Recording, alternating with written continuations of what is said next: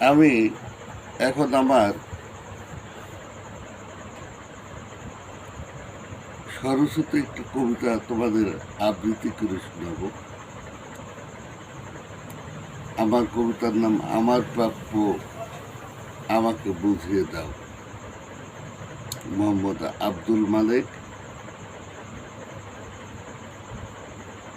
আমি কুলি, আমি শ্রমিক, আমার রক্তের ঘাম পায়ে ফেলে কলে কারখানায় পরিশ্রম করি, আমার ন্যায্য পাওনাটুকু আমাকে বুঝিয়ে দাও। আমি কখনো ধনী হতে চাইনি, আবার কখনো বড়লোকও হতে চাইনি।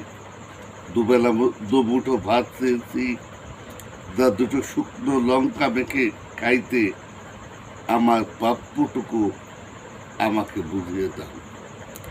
আমার পরিশ্রমের অর্থ দিয়ে তোমাদের তৈরি হয় বড় বড় প্রাসাদ, অট্টালিকা, যেখানে আমি বড্ড বেমানান।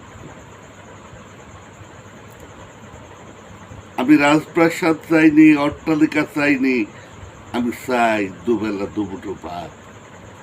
আমি চুরি করি না, ঘুষ খাই না, পরিশ্রম করি, শ্রম বিক্রি করি। আমার রক্তের ঘামে গড়ে ওঠে তোমাদের বাড়ি, গাড়ি, অট্টালিকা, শান শওকত, সব কিছু। ওসব আমি কিছুই চাই না। তাই আমার ন্যায্য প্রাপ্যটুকু আমাকে বুঝিয়ে দাও। আমি চাই দুবেলা দুমুঠো ভাত, দুটো শুকনো লঙ্কা মেখে খাবার।